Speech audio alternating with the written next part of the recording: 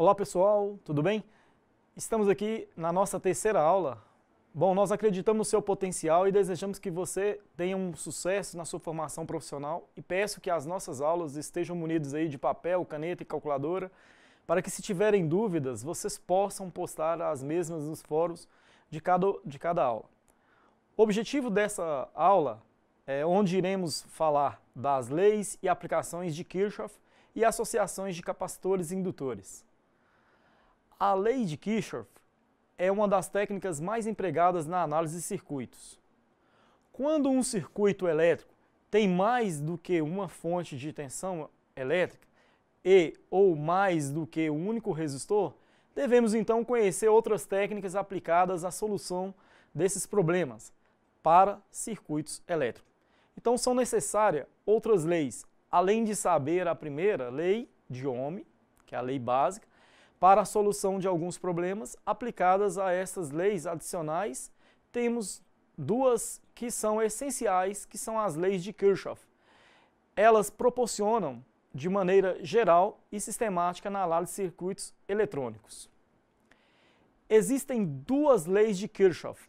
A primeira lei de Kirchhoff, ou lei das correntes, que depois aplicaremos em circuitos, como a lei LKI, que quer dizer lei das correntes de Kirchhoff, e a segunda lei, que é a lei das tensões, que nós chamaremos depois de LKT.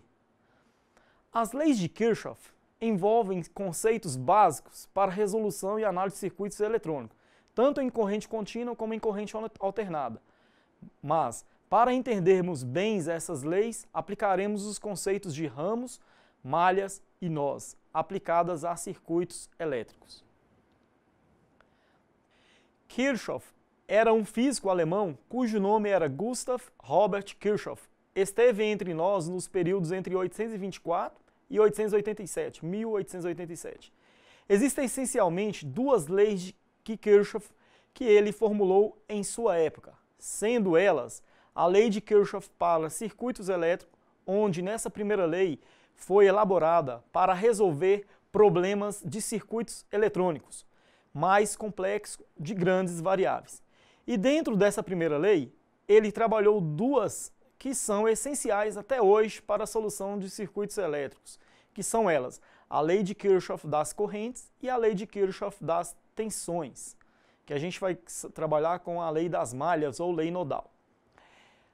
Mais tarde, ele postulou a segunda lei de Kirchhoff formulada aí para espectroscopia, que é a lei térmica, que consiste em absorção e emissão de radiação nos espectros. Abordaremos os conceitos de ramos, primeiramente, para entendermos melhor suas aplicações, principalmente quando se trata de análise de circuitos elétricos. Ramo ou braço é constituído de dois ou mais bipolos ligados em série, ou trecho de um circuito compreendido entre dois nós consecutivos. As figuras mostram, por exemplo, o que define um ramo. Nós temos o seguinte: R4 é um componente eletrônico, E2 é uma fonte de tensão, R7 é uma outra resistência, R6 é outra resistência. Definimos que esses quatro elementos são aparelhos ou componentes eletrônicos que estão entre ramos. Então podemos falar o seguinte: entre A, B, C, D, E ou F, por exemplo. Dizemos o seguinte, que entre A e B é um ramo, entre B e C também é um ramo, entre E e D é outro ramo, e entre D e F é outro ramo. Ou podemos dizer que entre B e D de dado também é outro ramo. Então, um ramo é tudo aquilo que tem um ou mais componente eletrônico. Da seguinte maneira, nós temos aqui, entre A e B, nós temos dois componentes eletrônicos, formando assim um único ramo.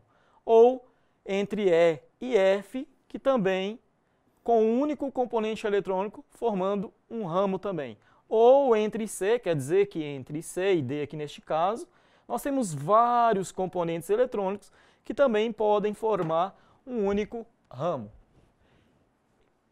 Bom, vimos os conceitos de ramos e precisamos entender bastante sobre eles. Fiquem atentos a esses conceitos fundamentais. Agora veremos os conceitos de malha e como o nome já introduz o seu próprio conceito. Malha é um circuito malhado, que é uma coisa fechada. Malha é qualquer parte de um circuito elétrico cujos ramos formam um caminho fechado para a corrente elétrica. Então, isso será denominado de malha. A figura nos mostra aí um circuito, por exemplo, vamos ver aqui, ó, nós temos aqui a malha interna, nós temos uma malha interna, a gente pode chamar de malha 1. Depois nós temos uma outra malha interna e também podemos chamar essa de malha 2. Como que eu defino uma malha? Eu saio de um ponto qualquer, por exemplo, um ponto A, e faço todo o percurso até chegar a esse mesmo ponto A que eu defini. Então nós fizemos um caminho fechado. A partir do momento, agora eu tenho um ponto B, eu saio desse ponto B, percorro todo o circuito e chego ao ponto B novamente. Então, por isso nós temos uma outra malha que a gente chamou de 2. E nós temos também uma malha externa aqui. Eu saio do ponto A, passando por fora por todos eles e chego novamente ao ponto A. Então, quer dizer que essa malha é a malha 3. Então, nesse circuito aqui, a gente tem 3 malhas que nós definimos muito bem aí. Portanto, vimos que o conceito de malhas também é necessário para a aplicação de circuitos, principalmente com várias variáveis, onde nós vimos as malhas internas e um caminho fechado da malha externa. Esses conceitos de malhas serão aplicados à lei de Kirchhoff das tensões, que mais tarde a gente chamará de LKT. Agora, falaremos sobre os nós de um circuito elétrico e, finalmente, os 3 conceitos que são muito importantes para entendermos sobre as leis de Kirchhoff e abordaremos os conceitos e explicaremos os modelos aí relacionados às nós. Nós temos aqui qualquer ponto de um circuito elétrico no qual há a conexão de 3 ou mais ramos será denominado de nó. Se existir apenas 2 ramos, nós não consideraremos como um circuito nó. Vejamos o problema, olha só. Nós temos aqui, que nós já vimos, isso aqui é um ramo, isso aqui é outro ramo, e isso aqui é outro ramo. Então, só existirá o conceito de nó, que é isso aqui, ó, porque tem 1, 2, 3 ramos chegando até ele. Imagina o seguinte, que tem uma corrente descendo aqui, que tem uma outra corrente descendo, subindo aqui, e tem uma corrente saindo desse circuito. Por isso, existe a formação de um nó, onde nós aplicaremos sempre com o nó a lei de Kirchhoff das correntes, ou lei nodal. Então, nós temos outro exemplo aqui, ó. Nós temos um resistor de 1 kΩ, um resistor de 470 ohms, uma fonte de tensão de 12 volts e uma outra fonte de tensão de 5 volts. Todas elas, quando estiverem em circuito fechado, fornecerão uma corrente elétrica.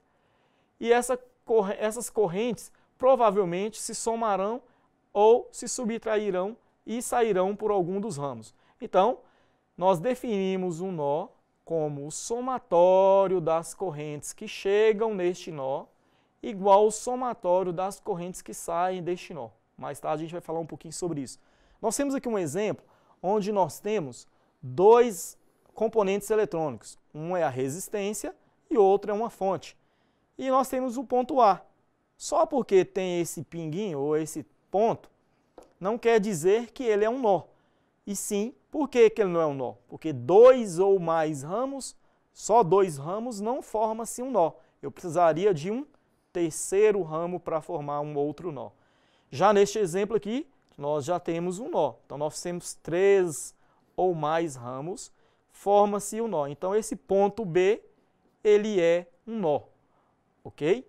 Então a gente definiu aí os conceitos básicos de um nó. Vimos os 3 conceitos que são super fundamentais, que é o de malha, de ramo e nó. Agora falaremos da primeira lei de Kirchhoff ou da lei das correntes, que chamaremos de LKC. Um circuito admite um único sentido de corrente com um único valor para cada ramo. Uma vez conhecido o sentido e as intensidade das correntes elétricas em todos os ramos de um circuito elétrico, todas as tensões podem também ser determinadas. A compreensão e a análise de um circuito depende das 2 leis básicas da eletricidade apresentadas, que a gente vai ver agora. Bom, a lei dos nós, em qualquer nó, a soma de todas as correntes que saem de um nó é igual à soma das correntes que chegam nele. Iremos definir que as correntes que chegam nos nó são positivas e as correntes que saem deste nó são negativas. Vamos ver um exemplo. Então nós temos o seguinte, para a gente identificar, nós temos aqui, ó, I3 é uma corrente, vamos definir primeiro o nó. Por que nós chamamos esse cara de um nó? Porque tem 3 ou mais ramos. Neste caso, tem 4 ramos. 1, 2, 3, 4 ramos, incluindo esse ponto. Ou seja, a corrente 3 está saindo deste nó. Então, vamos colocar como negativo. A corrente 2 está chegando no nó. Então, vamos colocar como positivo. A corrente I1 está chegando no nó. Então, positiva. E a corrente I4 está saindo deste nó. Então, vamos colocar negativa. Então, dizemos o seguinte, que I1 mais I2 menos I3 menos I4 é igual a 0. Ou seja, o somatório de todas as correntes que chegam no nó é igual a 0. Se a gente imaginar, independente de quantas estão chegando e quantas estão saindo, sempre o somatório de todas elas será igual a 0. E assim a gente pode criar um sisteminha. Quem está chegando é igual a quem está saindo. Então, quem está chegando? I1 e I2. Quem está saindo? I3 e I4. Então, essas duas estão chegando e essas duas estão saindo, obedecendo assim a lei nodal, ou lei dos nós, que a gente conhece aí como LKC, lei das correntes. Vamos definir um nó A. Vejamos um exemplo que a somatório de todas as correntes que nele chega é igual ao somatório das correntes que saem deste circuito. Por exemplo, no nó A, nós temos aí 3 correntes chegando. Uma para o resistor de 100, que a gente chamou de I1. Uma aqui chamada de I2 e outra aqui chamada de I3. A gente não sabe os valores delas, mas a gente sabe conceituá-las. Olha só, a gente definiu que A é um nó, então a gente tem quem está chegando é positivo. Então I1, I2 e 1 são positivas. Quem está saindo, então nesse caso essa está saindo, então ela é negativa. Então se a gente somar I1 que está chegando mais I2 menos I3 é igual a 0. Então eu fiz o seguinte, como é que eu cheguei nessa equação? I1 mais I2 menos I3 é igual a 0. Bom, e aí eu posso definir aquela equação da seguinte forma, eu passo o I3 para lá do sinal, então a gente vai ter que I1 mais I2 é igual a I3. Portanto, sendo assim, nós definimos aí uma equação nodal, onde nós equacionamos a equação aí das correntes. Assim, vimos que em um circuito elétrico, temos primeiramente que definir o que é um ramo e depois identificar as correntes elétricas e depois fazer todas as análises de circuitos elétricos. Uma vez feito isso, poderemos determinar o que se pede, que muitas vezes pode ser a corrente elétrica, tensão elétrica ou resistência elétrica. E, em análise, mais detalhadas, podemos determinar a potência ou energia dissipada em algum tipo de carga. Algum tipo de carga elétrica ou tipo de carga não elétrica. Depois aplicaremos com essas condições para que vocês possam desenvolver métodos de resolução de problemas de vários problemas com variáveis mais complexas. Agora, vamos analisar um circuito em um exemplo. Essa lei já usamos de forma bem intuitiva quando estudamos o circuito paralelo. Lembra? Se não, vejamos. Olha só, se nós temos aqui uma fonte de tensão de 12 volts de corrente contínua, liberando uma corrente, por enquanto, olha só, ela chegou com um valor que ele forneceu, que se não está dando para ver, é 6 amperes, ok?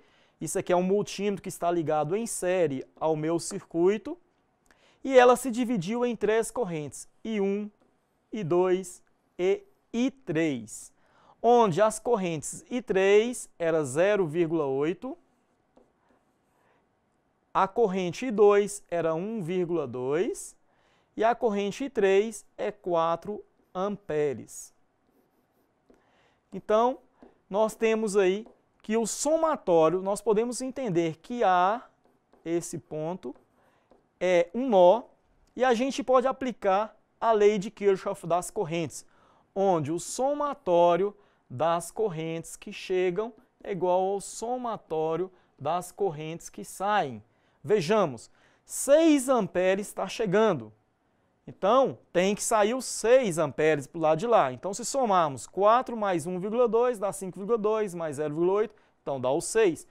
Então, vimos que 6 está chegando, que é igual a 4 mais 1,2 mais 0,8. Então, total 6. Dizemos que 6 está chegando e 6 está saindo. Observe, então, que é um princípio da conservação de energia. As correntes que chegam, elas saem vai ser igual às correntes que saem. Se a gente aplicar essa mesma situação desses 3 problemas aqui, no nó B, nós já vimos que são 3 correntes chegando e vai ser uma corrente saindo apenas. Então, o somatório dessas correntes que chegam nesse nó B é igual ao somatório dessa corrente que saem, que neste caso é a mesma corrente total que está chegando lá no nó A. Ok? Então, ela vai descer aqui e vai chegar na fonte de novo. Lembrando, a fonte de tensão, ela libera sempre uma corrente elétrica baseado nas cargas resistivas ou componentes, outros tipos de cargas existentes no nosso meio. Tá? Então, vimos o seguinte, se aplicarmos a lei de Kirchhoff das correntes, nós vimos que a somatório das correntes que chegam é igual às correntes que saem. Vamos introduzir agora a segunda lei de Kirchhoff, ou a chamada lei das tensões, que a gente vai falar LKT. Bom, a lei das malhas, ou lei das tensões, adotando primeiramente um sentido arbitrário de corrente para a análise de uma malha, e considerando as tensões que elevam o potencial do circuito como positiva, que são geradores, e as tensões que causam queda de potencial como negativa, que são receptores passivos e ativos, dependendo do caso. Essa lei diz que o somatório de todas as tensões na malha é sempre zero. Preste atenção, será sempre zero. Vejamos no exemplo, explicarei o circuito para uma malha fechada aí. Então nós temos o seguinte, primeiramente, nós precisamos ter o conceito que o somatório de todas as tensões na malha sempre será zero. Então é o seguinte, neste exemplo, nós temos apenas um elemento que fornece energia. 2 elementos na verdade ou 3 elementos na verdade. Olha só, nós temos 3 elementos ativos que são fornecedores de energia. Então nós chamamos ele de ativo, porque eles fornecem energia. E nós temos os passivos, que são os consumidores de energia, que são os resistores R1, R2 e R3. Mas se voltarmos lá atrás, na primeira lei de Ohm, que diz o seguinte, que a tensão em um resistor é a resistência dele vezes a corrente que passa por ele. Mas se voltarmos mais um pouco atrás, lá na aula 1, nós vimos que em um circuito nós temos aí uma corrente, que neste caso nós arbitramos como uma corrente em um sentido. Então, se nós pegarmos aqui a corrente e fizermos a análise, nós arbitramos esse sentido. Então, nós criamos aqui formas de tensão sobre os resistores. Então, nós temos o seguinte, R1 é uma resistência, só que aplicado sobre uma corrente, que a corrente aqui ela está vindo no sentido contrário ao invés desse. Então, ela está vindo no sentido horário. Então, ela quer dizer que ela está subindo aqui pelo resistor e saindo. Então, nós já arbitramos uma aula anterior que a polarização é definida como a entrada da corrente. Então, ela vai ser positiva embaixo, negativa em cima. Olha só, do lado de cá nós temos uma setinha. Isso não é à toa. Essa setinha indica que a tensão V1 é no positivo para baixo, negativo para cima. Beleza, essa corrente começa a subir, chega numa fonte, a fonte já é polarizada, negativo, positivo. Chegou nesse resistor, de novo, ó, positivo, negativo. Olha só a setinha de novo. A setinha sempre adota o sentido de positivo, a ponteira dela aponta para o positivo. Beleza, a corrente começou a chegar no resistor R3. Então, positivo, negativo, de novo, a minha setinha está apontando aí para o sentido da corrente. Então, se aplicarmos aqui a lei das malhas, onde diz que o somatório de todas as tensões é zero. Por que zero? Porque nós vamos fazer uma equação assim como fizemos para corrente elétrica. Então, preste atenção, nós vamos dar um exemplo aqui. Então, se definirmos que aqui é positivo, aqui é positivo, aqui é positivo, aqui é positivo, aqui é positivo e aqui é positivo. Vamos pegar sempre o sinal. Como ele está começando do E2, vamos procurar E2. Então, E2 está aqui, ó. Ele está pegando o segundo sinal. Ele está andando nesse sentido, ele pegou o segundo sinal. Como está positivo lá, positivo aqui, ó.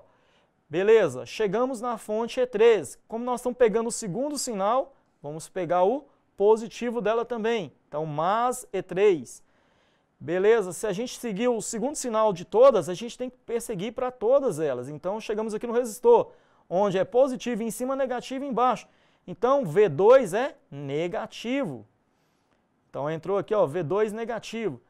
Chegamos no resistor R3, pegamos o segundo sinal, também é negativo. Então, menos V3. Chegamos aqui, ó, a fonte E1 é negativa, então pegamos o segundo sinal, porque agora a gente está subindo. Então, o segundo sinal é negativo. E o segundo sinal desse resistor R1 também é negativo. Então, o somatório, presta atenção, o somatório de todas as tensões na malha foi zero. É aí que está a definição. Então, o somatório de todas elas foi zero. Agora, a gente pode, a partir dessa equação, gerar uma equação em função de outras. Então, nós temos o seguinte, ó, E2 mais E3 é igual a V2 mais V3 mais E1 mais V1. Então, temos essa equação aí também que a gente pode definir. Bacana isso aí. Então, muito bom. Vocês podem fazer isso aí sempre que for necessário. As leis de Kirchhoff das tensões, que nós chamamos de LKT, estabelece que é nulo o somatório das quedas de tensões ou elevações de tensão ao longo de um caminho fechado de um circuito elétrico. Para a aplicação da lei das tensões de Kirchhoff, faz-se necessário adotar alguns procedimentos que são descritos como: um é atribuir sentidos arbitrários para as correntes em todos os ramos. E 2 é polarizar as fontes de energia com positivo sempre na placa maior e, no caso exista mais de uma fonte, polarizar as quedas de tensão nos resistores usando a conservação de um elemento passivo e um sentido convencional por onde a corrente elétrica passa. Isto equivale a colocar a polaridade positiva da queda de tensão no resistor, no terminal do resistor, por onde a corrente entra no mesmo. Depois, nós veremos o seguinte, ó. Então, o que a gente quer dizer é o seguinte, que nós temos aqui uma fonte que já é polarizada, é um elemento ativo. Um elemento ativo já fornece a sua polarização. Por exemplo, quem são os elementos ativos existentes, além de fonte? Capacitores. Então, nós poderíamos definir um capacitor também como positivo e negativo. Indutores, dependendo, são também elementos ativos. Agora, nós temos o elemento passivo, que é um resistor. Ele não tem polarização. Então, a gente já viu anteriormente que a gente precisa polarizar. Como a gente polariza mesmo? Com a entrada da corrente, sempre indicando a polarização, e a saída da corrente indicando que é um negativo. Então, esse elemento não polarizado é necessário adotar um sentido convencional. Então, vamos colocar esses tópicos que acabamos de falar em ação. De acordo com o circuito elétrico apresentado, vamos aplicar a lei de Kirchhoff das tensões ou das malhas. Vimos que podem ser formadas as seguintes malhas. Vamos lá. Nós temos aí, ó, uma malha chamada de ABDFEA. Como eu cheguei nesse valor? Eu saio daqui e tenho que chegar nesse mesmo ponto. Então eu vou partir daqui, ó, A, B, D, F, E, A. Então eu formei uma malha. E o sentido da corrente eu arbitrei com esse sentido. Nós chamamos de 1. Agora, eu também tenho uma segunda malha, que é o BCGFDB. Então, olha só, BCGFDB. Então, a segunda malha. Então, a gente pode ou arbitrar nesse sentido ou arbitrar no outro sentido. Esse sentido que a gente está arbitrando, ele é convencional. Do jeito que você usar essas duas polarizações, você tem que definir para uma outra malha, por exemplo, a malha externa. A malha externa seria basicamente a comprovação dessas outras duas malhas.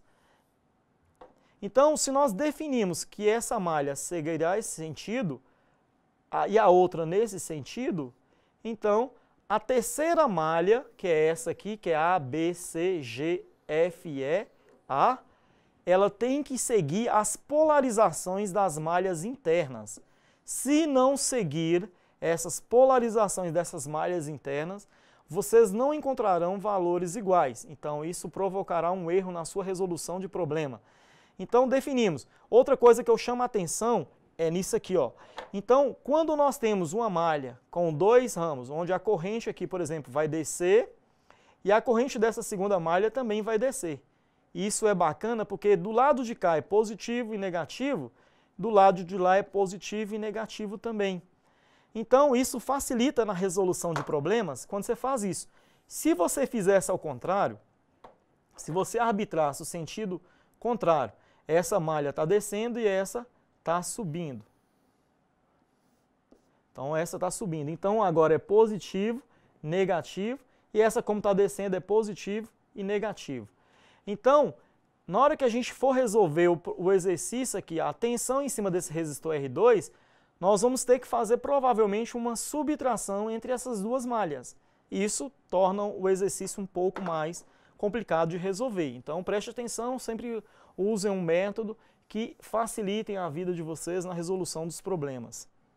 Bom, vamos aplicar a segunda lei de Kirchhoff, ou lei das tensões, que é a LKT, no exemplo proposto.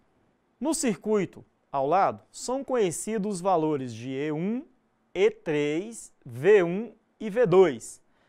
E V4, determine então as tensões E2 e V3 para que a lei de Kirchhoff, ou lei das tensões, seja válida. Vamos ver o seguinte, nós temos aqui, vamos recordar aí. Então nós temos, o que foi dado? Foi dado E1, e o V1 do lado de cá. A E2 aqui, ó, não foi dado, é o que a gente precisa encontrar aplicando essa lei. V3 também não foi dado, então nós precisamos encontrar esse V3. O E3 foi dado e o V4 também foi dado. Se a gente aplicar, pegando aqui, ó, independente, a gente arbitrou aqui no sentido, ó, eu arbitrei isso aqui agora para vocês. E vamos chegar que essa corrente está descendo. E vou arbitrar nesse sentido que essa corrente também está fazendo o sentido anti-horário. Então a corrente 1, ela faz o sentido horário, e a corrente 2 faz o sentido anti-horário. Vejamos, onde, se nós percebermos aqui nesse circuito, nós temos então duas malhas agora.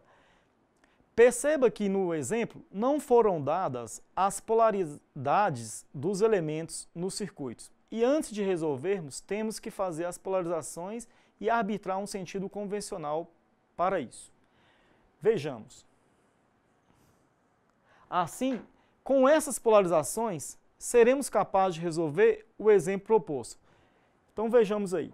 Nós temos aqui, ó, o que foi dado para a gente, que é a polarização de E1, a polarização de E2 são fontes ativas e a polarização de E3, ok?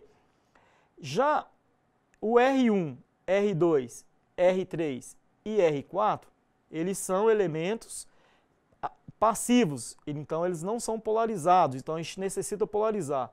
Vamos arbitrar, por exemplo, como nós já fizemos aqui o exemplo, ó, ele está entrando no polo positivo, então saindo no polo negativo. Então, o sentido aqui é o sentido horário da corrente 1. E o segundo é esse sentido. Então, ele está entrando no polo positivo e saindo do negativo do polo do R2. O terceiro, então, vamos primeiro criar uma malha, saindo de A e chegando a A. Então, A, B, E, F, A. Então, nós temos aí a malha A, B, E, F, A, aplicando aí sim a polarização, nós vamos ter que, pegando sempre o primeiro sinal ou o segundo sinal, vai depender da situação. Então, no exemplo nosso, vamos ver aqui, ó. Então, nós pegamos menos E2. Qual que é o E2? Então, ele pegou o segundo sinal, o primeiro sinal. Então, seria mais V2, aí o segundo sinal, o primeiro sinal de novo. Aí ele chegou aqui no V1, então mais V1, então primeiro sinal de novo. Finalizando, menos E1. Então nós vimos aí que a polarização para essa malha, nós pegamos sempre o primeiro sinal. Vamos agora para a segunda malha, pegando sempre o primeiro sinal também. Então vamos ver, a malha vai ser AB, C, D, E, B. Então, B, C, D, E e B. Fechamos o circuito. Então, vamos começar do V3, pegando sempre o segundo sinal neste caso, fazendo o inverso da malha 1. Não faz diferença nenhuma, desde que o somatório das tensões na malha seja zero. Você pegou o segundo sinal, então, mais V3, menos E3, no caso aqui ele fez o sentido anti-horário, então vamos começar de novo. Então nós temos menos V3, pegando o primeiro sinal aqui, ó, mais V3, depois ele pegou o E2, primeiro sinal de novo, menos E2, mais V2, mais V4 e menos E3. Então fechamos aí, ó. Mais V3, menos V2, mais V2, mais V4, menos V3 é igual a zero. Fizemos aí a aplicação da lei de Kirchhoff das malhas, ou lei das malhas, e a gente conhece como LKT, e vimos que o somatório de todas as tensões na malhas é sempre zero. Então, resolvemos aí, ó. O que foi fornecido para a gente? Se a gente resolver essa equação, a gente tem positivo lá de cá, negativo E2 e negativo E3. Então, a gente pode passar, ou como não foi dado, o V3 é um valor que a gente precisa descobrir, a gente isola o V3, passa todo mundo para lá, ó, dá sinal da igualdade, passa todo mundo aqui, ó, para lá. Então, vai passar mais E2, menos V2, menos V4, sempre trocando o sinal, claro. Mais E3 é igual a V3. Substituindo os valores. Foi dado o E2? Não. Então, não foi dado o E2. Foi dado o V2? Também não. O V2 foi dado, 8 volts. Foi dado o V4? O V4 também foi dado, 5 volts. Bom, nós temos o seguinte. Antes, na malha 1, que era menos E2 mais V2 mais V1 menos E1 era igual a zero. Só que tinha sido dado, tinha fornecido, eu precisava encontrar o E2, que era essencial aí. E tinha sido dado o V2, o V1 e o E1. Então, isolando para lá, ó, como eu quero o E2, que estava negativo, eu passei ele para lá e deixei o do lado de cá do mesmo jeito, ó. Então, V2 mais V1 menos E1 é igual a E2, E de escola. Então, 8 mais, então foi dado o nosso V2, onde está o nosso V2? Foi dado 8 volts, 17, que é o nosso V1, também foi dado. E o E1 também foi dado, 15 volts. Então, 8 mais 17, 25 menos 15, 10 volts. Então, podemos falar que o E2 nosso é 10 volts. Então, encontrado o E2, agora sim a gente vai para a nossa equação da malha 2, onde ficou em função do E2 agora. Como o E2 nós acabamos de ver que é 10 volts, vamos substituir 10 menos o V2, que é 8, menos o V4, que é 5. Então, 10 menos 8 menos 5, então 10 menos 13, mais o E3, que é 25.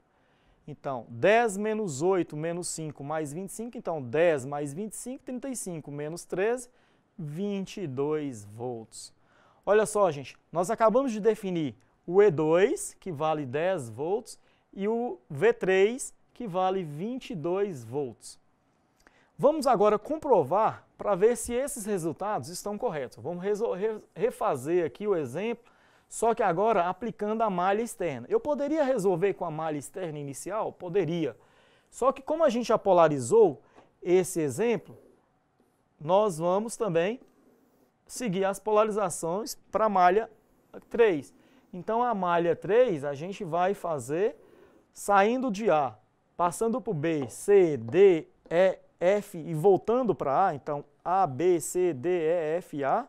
Nós vamos pegar o primeiro elemento. Então, como eu saí de A e voltei por A, então vamos seguir esse percurso. Então, nós pegamos o segundo sinal dessa vez, mais V3. De novo, menos V3, o primeiro sinal. Menos V3. De novo aqui, mais E3.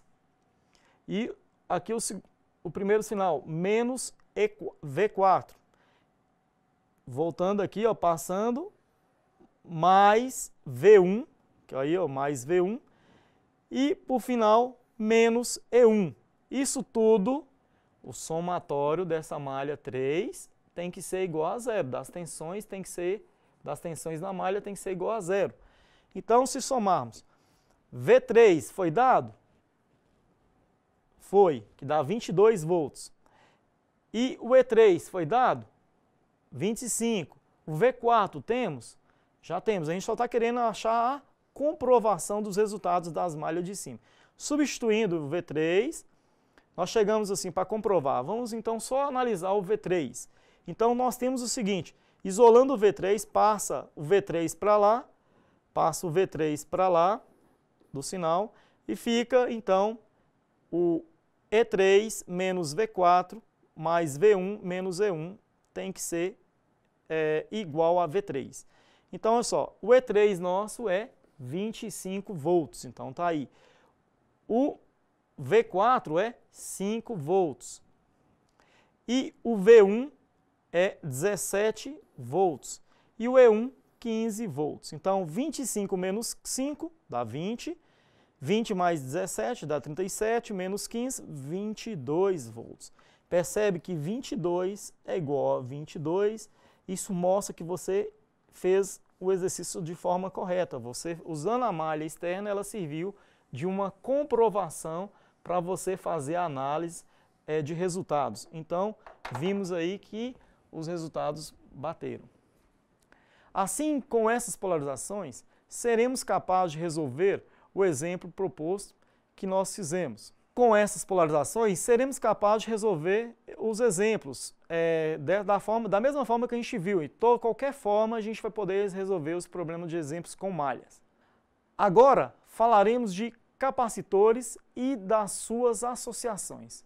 O capacitor é um dos componentes mais utilizados em eletrônica. Sua construção baseia-se em placas que chamamos aí de armaduras, que são condutores separados aí por um material ou isolante ou condutor, chamado de dielétrico, quando se trata de um isolante.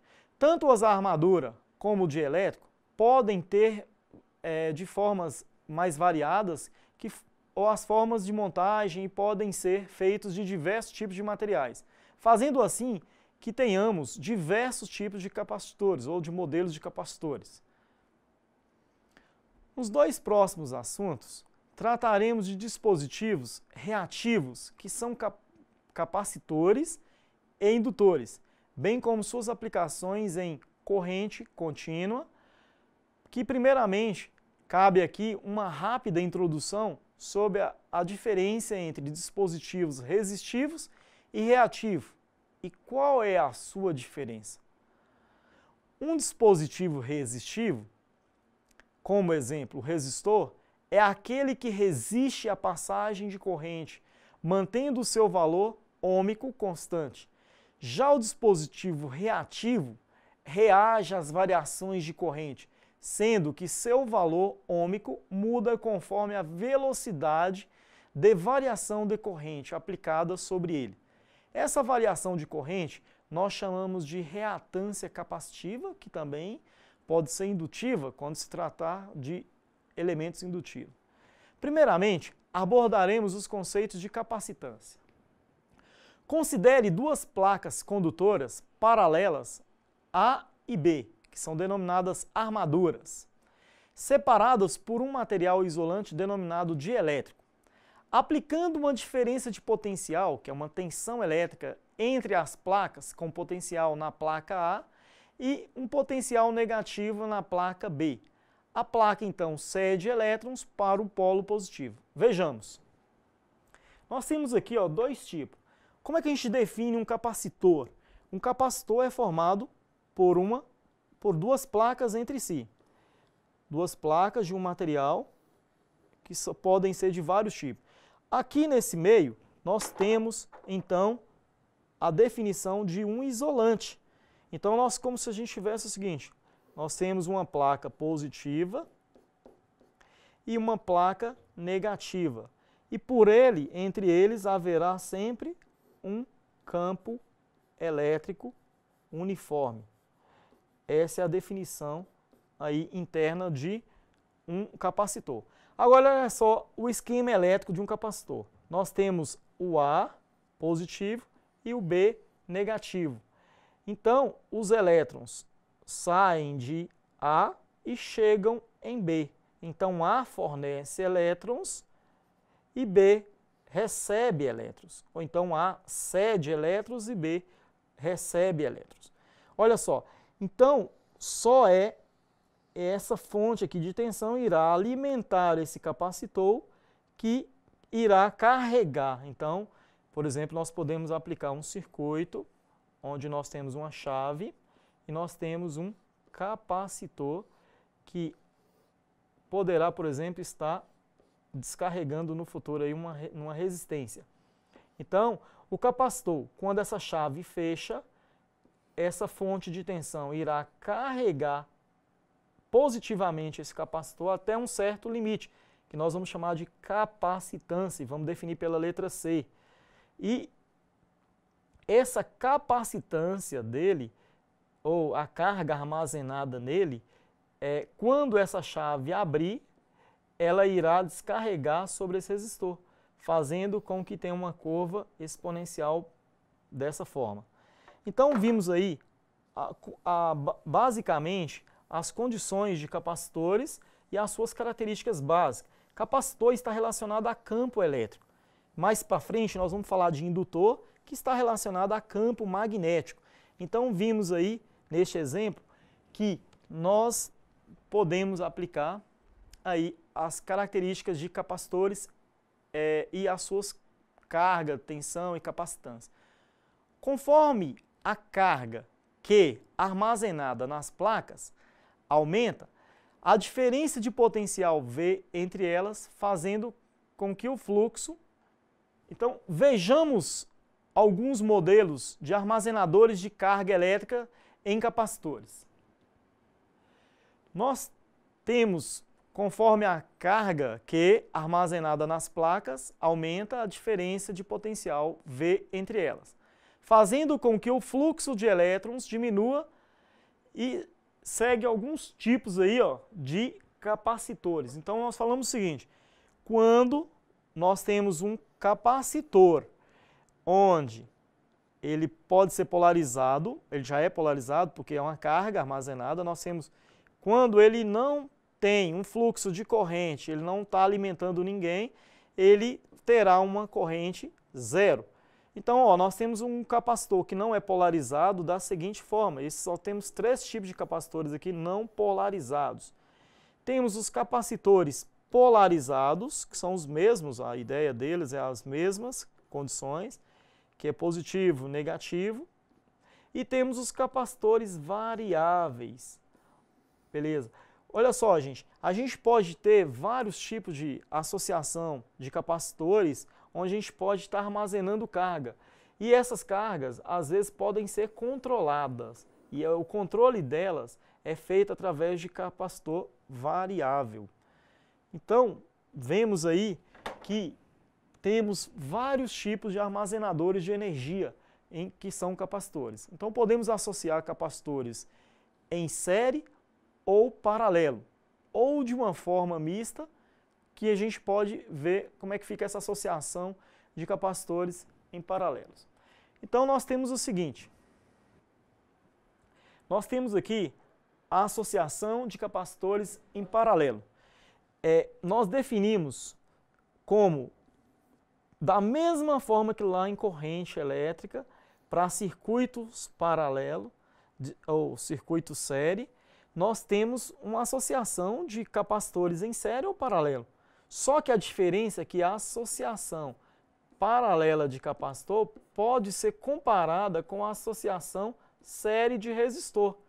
Então, a associação paralela, você pode usar a mesma ideia com a associação série de resistor. Lembre lá em série de resistor, nós somávamos os resistores. Aqui em capacitor, quando eles estiverem em paralelo, é que a gente vai fazer a soma dos capacitores. Então, nós temos aqui, ó, como é que a gente sabe que C1, C2, CN estão em paralelo? Basta a gente criar uma corrente elétrica e aí essa corrente, quando chegar neste nó, ela vai se dividir para esses dois ramos.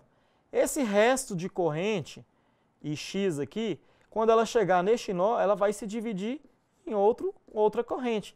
E vai ter uma I2 aqui também. E aí 1, I2 e N.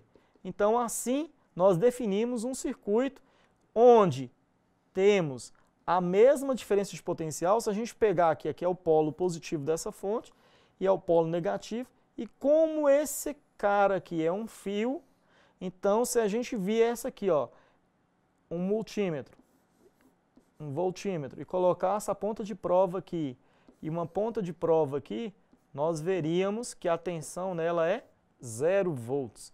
Por que 0 volts? Porque a gente está medindo a tensão em um fio.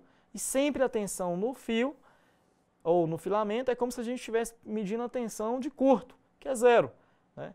Agora, se a gente pegar um voltímetro aqui e fizer a leitura aqui, uma ponta de prova aqui, outra ponta de prova aqui, nós vamos ver que a tensão mede a tensão da fonte, que neste caso é E, certo?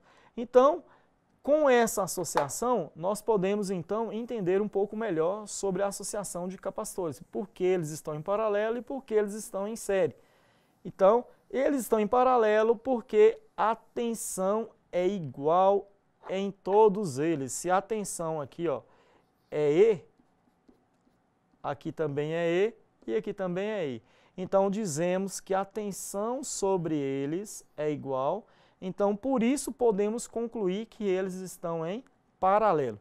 Então, capacitores em paralelo, nós vamos fazer o somatório.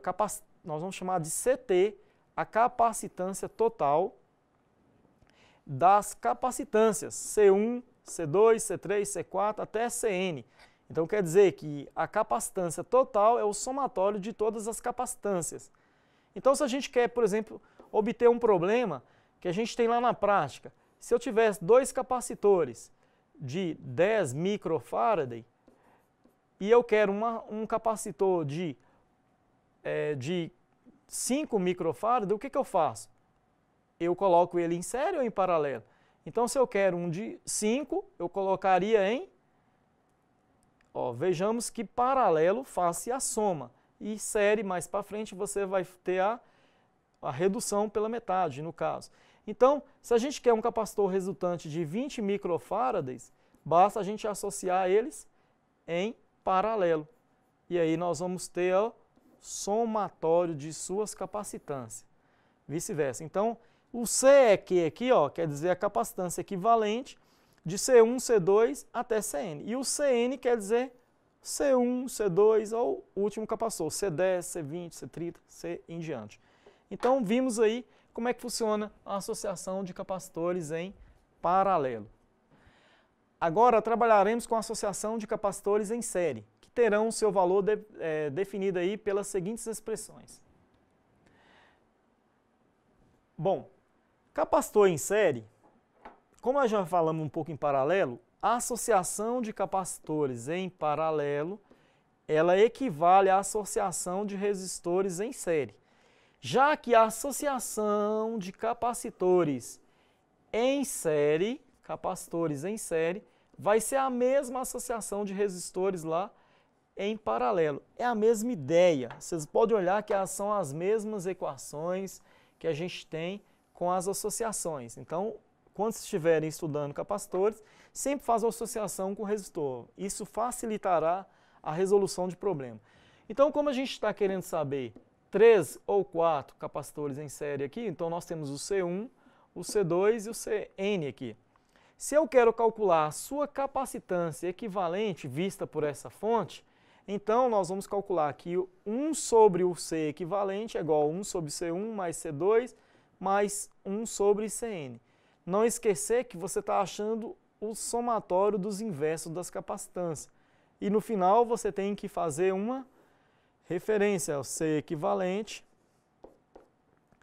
é igual a um valor x. Aí passa o x para lá, para baixo, e passa o C equivalente para lá. Então, C equivalente equivale a 1 sobre x, o valor que você achou. Não esquecer dessa transformação no final.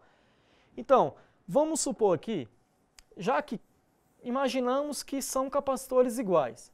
Por exemplo, vejamos que esses capacitores, esse aqui seja de 10 milifarad, esse seja de 10 milifarad e esse também seja de 10 milifarad. Então, se formos calcular a capacitância equivalente de 3 capacitores que são iguais, eu não preciso. Eu basta calcular a capacitância 10 milifarad por N. E aí a gente vai ter um capacitor por 3, na verdade, nós vamos ter um capacitor equivalente de 3,33 milifarad. Ou, se a gente tiver capacitância, 2 capacitores, eu quero calcular 2 a 2. Então, eu posso pegar o produto de 2 a 2. Então, 10 vezes 10 sobre 20, que é o somatório de um mais o outro. 10 mais 10 dá 20. Então, 10 vezes 10 é 100 sobre 20 dá 5.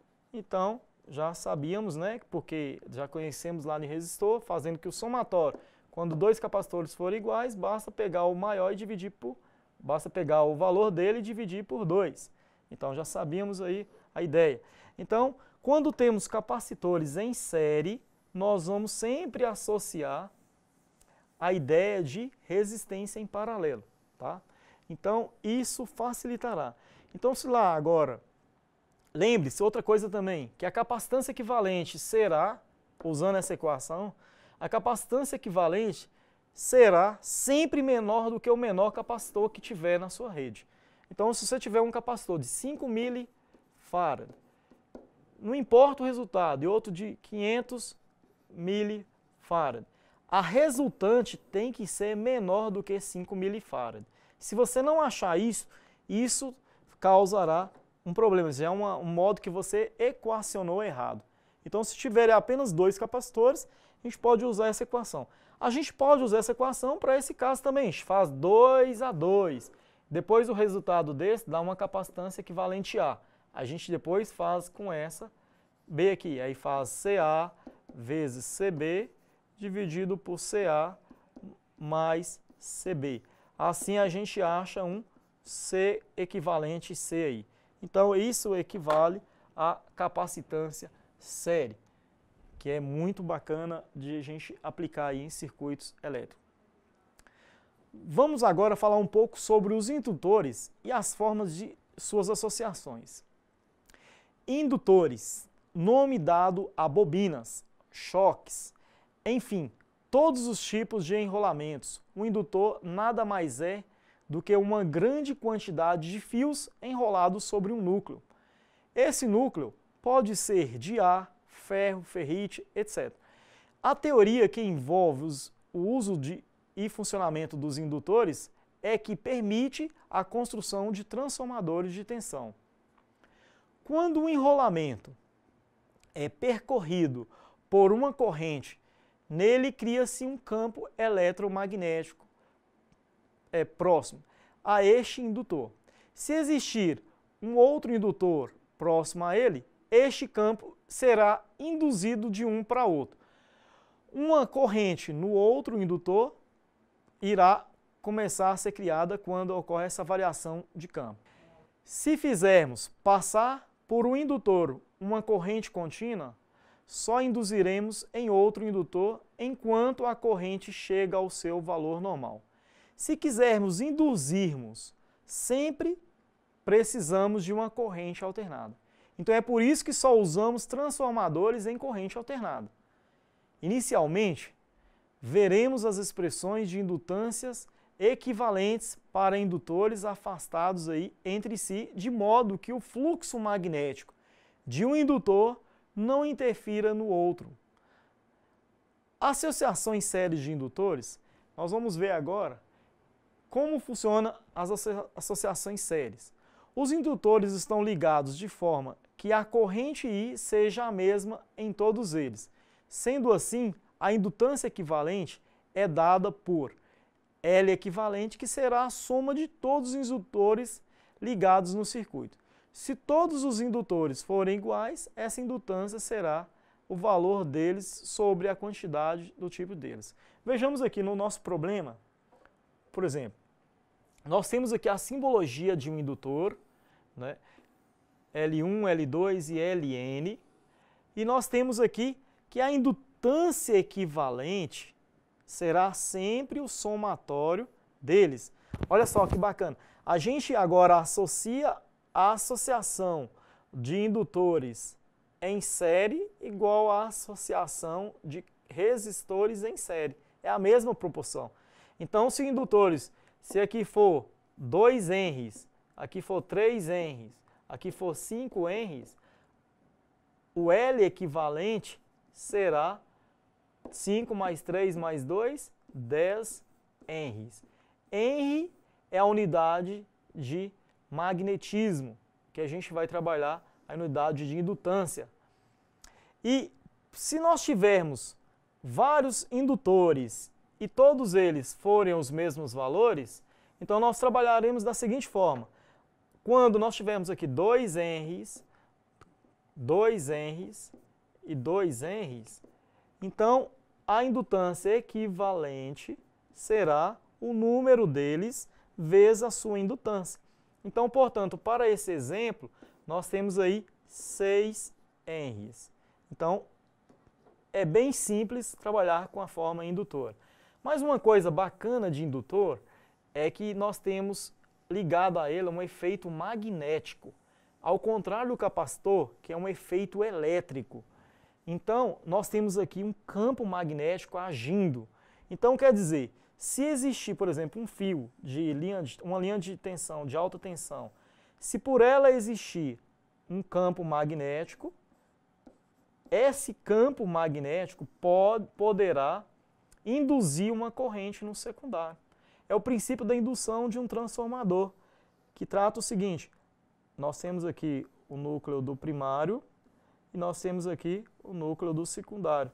Então, a corrente que entra nesse núcleo e a corrente que entra ou sai deste ponto, nós temos que essa corrente aqui gerará um campo magnético do lado de cá, que induzirá uma corrente no secundário. Então, nós poderemos trabalhar a corrente no primário em função da indução eletromagnética que gerará uma corrente no secundário. É o princípio da parte de transformadores. Mas também temos aí aplicações elétricas sobre equipamentos eletrônicos. Se a gente não tomar cuidado, a gente pode cometer alguns problemas. Por exemplo, está passando uma fiação elétrica, onde você tem uma corrente elétrica e sobre ela um cabo de dados, por exemplo, ou cabo de TV. Então, esse cabo de dados será interferido através de um campo eletromagnético essa corrente induzirá um campo eletromagnético nesse cabo e poderá criar-se um ruído nesse problema aqui. Então é daí que vem os chiados, vem as definições de ruído devido à corrente elétrica. Então nunca passe condutores elétricos com condutor de dados. Sempre adote aí uma distância de pelo menos 50 centímetros de um para o outro para que não ocorra a indução eletromagnética entre os dois elementos. Então, nós vimos aqui que a indutância série basicamente é somar as indutâncias. Para associações paralelas de indutores, devemos ter em mente os mesmos conceitos aplicados com resistores em paralelo, onde usaremos as equações da seguinte maneira. Bom, basicamente, indutores em paralelo é a mesma associação lá de circuito paralelo de resistores. Nós temos agora a indutância em paralelo. Todas elas, como é que a gente vai calcular a indutância em paralelo? Vai ser o somatório de todas as indutâncias, do inverso das indutâncias, nos dará uma equivalente. Por exemplo, se a gente der aqui agora uma condição básica, vamos dar aqui 3 valores, para a gente entender e aplicar sobre o conceito. Eu vou aplicar aqui, por exemplo, uma é 90 henries, a outra para ser 45, para ser o dobro, para me aplicar um exemplo para você. Então, 90, 45. A resultante dessas duas nos dará uma indutância equivalente. Como a gente pode aplicar essa segunda equação, que é o produto 90 vezes 45 sobre 135. Se vocês fizerem essa conta aí na sua casa, você vai ver que vai chegar, como uma é o dobro da outra, pega a maior e divide por 3, uma de 30 henry. E agora, se você pegar mais essa aqui for de 30, então você vai ter agora uma indutância de 30 henries e a outra indutância de 30 henries. Onde você vai ter uma resultante, como as duas são iguais, você também aplica o teorema da igualdade. Então, basta pegar o valor dela e dividir pela quantidade dela. 30 sobre 2, 15 henries. Então, aplicamos as 3 equações, que se você fizer aí na sua casa, 1 sobre 90 mais 1 sobre 45 mais 1 sobre 30, dará uma resultância, uma indutância equivalente de 15 henries. Outra coisa, aquela teoria que eu falei para capacitores também serve aqui.